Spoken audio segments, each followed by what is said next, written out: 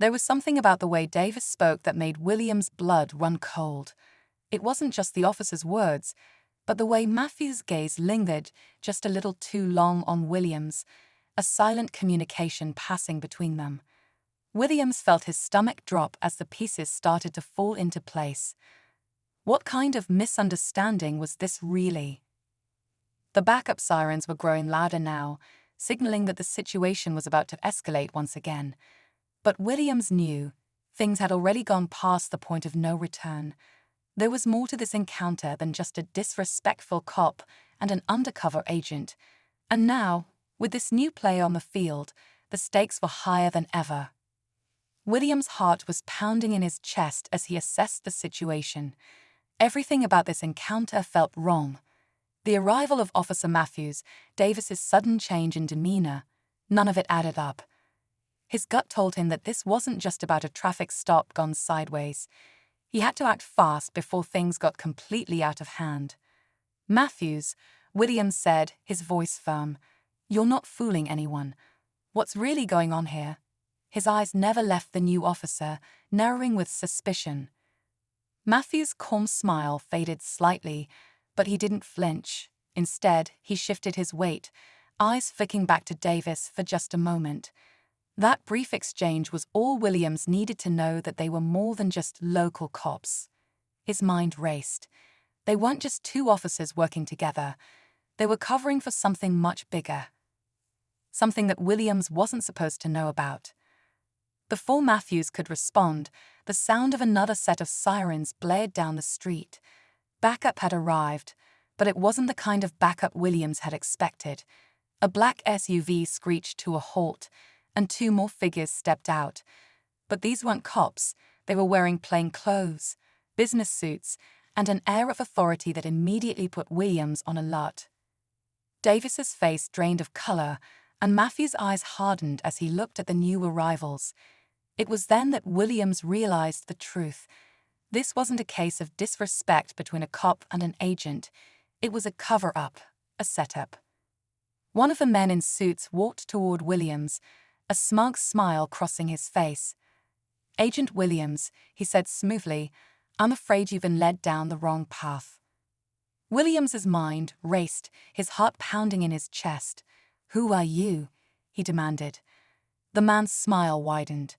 "Let's just say, we've been watching you for a while. You've gotten too close to something you weren't meant to uncover."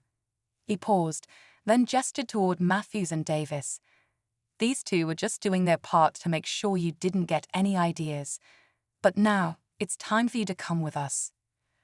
Williams's breath caught in his throat. He had been so focused on Davis and Matthews that he had completely missed the larger picture. These men weren't just local officers. They were part of a much deeper operation, one that had infiltrated the very police department. It was bigger than anything he could have anticipated. As the suits moved closer, Williams instinctively reached for his gun, but before he could act, the sound of a gunshot rang out, shattering the silence. The men in suits froze. One of them collapsed to the ground, a spray of red staining the pavement. Williams's head snapped toward the source of the shot, and to his shock, it was Officer Jenkins, who had been standing off to the side the entire time, holding his weapon, aimed squarely at the man in the suit. "Jenkins," Williams said, disbelief flooding his voice. Jenkins lowered his gun, his expression grim. "I'm sorry, Williams. This was never meant to go down this way. But you were right. There's something bigger here, and I couldn't let them get away with it." The other suit scrambled for cover, but before he could react, Jenkins fired another shot, sending him to the ground. The situation had gone from bad to worse, and now, with backup finally arriving, the chaos was just beginning. But in that moment, Williams realized something even more shocking. Jenkins had been working undercover all along. As the dust began to settle, the remaining officers took control of the scene. Davis and Matthews were arrested, and the truth of the operation slowly began to unravel. But as Williams stood there, the weight of the entire encounter hit him. It wasn't just a confrontation over respect or authority. It had been a calculated move to take him down, to keep him from discovering the real truth. And just when he thought he had it all figured out, Jenkins had pulled the rug out from under him. The story wasn't over yet. The real questions were just beginning. What had Jenkins uncovered, and how deep did this corruption run? It was clear now that Williams's mission was far from complete. The truth, whatever it was still out there, and with every answer came more questions. At school, the student who had looked into Mrs. Brooks's past was now staring at her computer screen, stunned. Articles, awards, service records, it was all there. This woman who mopped the floors had once cracked codes that saved lives overseas, and no one at school had ever noticed. No one had asked. Meanwhile, Mr. Claiborne sat in his office, staring at the same math problem on the board. He couldn't stop replaying the moment she solved it. How could someone he had mocked without thought carry so much intelligence, so much pain, and so much dignity? Back at the airport, security was being called in. Something was about to give. The tension in the terminal thickened as two security officers approached, clearly briefed but unsure of what they were walking into. One of them motioned to Elaine.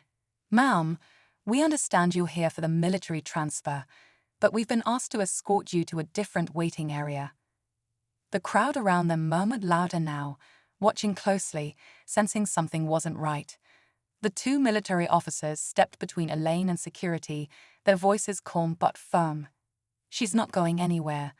Not until her son is honored properly." Just then, a tall man in civilian clothes appeared from the edge of the crowd. He wore a simple jacket, but the insignia on his badge identified him as part of the Department of Defense. No one expected it, least of all the airline staff. He walked straight to Elaine, extended a respectful nod, and said, "Sergeant Brooks, I've been following your case. Your request for full honors was denied by mistake. That changes now." The crowd fell silent. At that same moment, back at Jefferson High, the student digging into Mrs. Brooks's past had taken her findings to the principal, and with her, an old photo. A grainy image from a news article decades ago. It showed a young Elaine in uniform, standing beside a man who looked eerily familiar. It was Mr. Claiborne. But how? And why had he pretended not to know her? Elaine stood still as the man from the Department of Defense turned to the airline staff and spoke with quiet authority. "This woman is not just the mother of a fallen hero, she is a decorated veteran herself. And by federal law, she's entitled to full access and military escort privileges." The airline manager, now clearly rattled, stepped back and nodded. The security officers lowered their hands.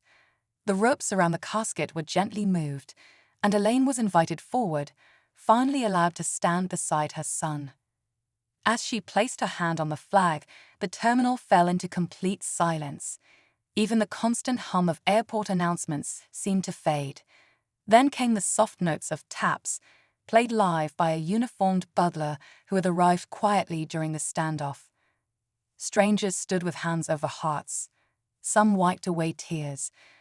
What had started as a denied entry ended as a moment of national honor. Back at Jefferson High, the photo the student found was now being passed between teachers and students. The truth was undeniable. Decades ago, Mr. Claiborne and Elaine had worked together in military intelligence. He hadn't forgotten her. He had chosen to hide it.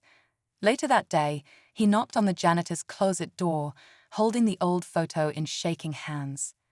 Elaine opened the door, saw him, and simply said, "You remembered." But he didn't expect what she said next. "I wasn't solving that problem to impress you. I was solving it to remind myself who I still am."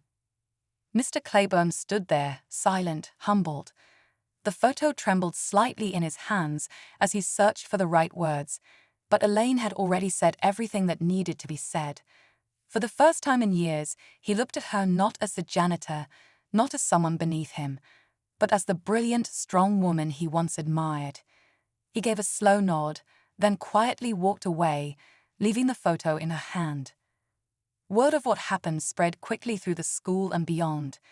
Students started treating Elaine with a new sense of respect, not just because she had solved a complex math problem, but because of the quiet dignity she carried every single day. The principal invited her to speak during an upcoming assembly. She declined politely, but agreed to let the students hear her story another way, through the young girl who had uncovered her past. At the airport, a tribute was arranged for Marcus Brooks, complete with military honors and a folded flag handed to his mother. As she stood in silence, surrounded by strangers who had become witnesses to her story, one thing was clear. Elaine had never needed recognition to know her worth. But now, the world finally saw her. Sometimes, the strongest people are the ones no one notices, until they remind us who they really are.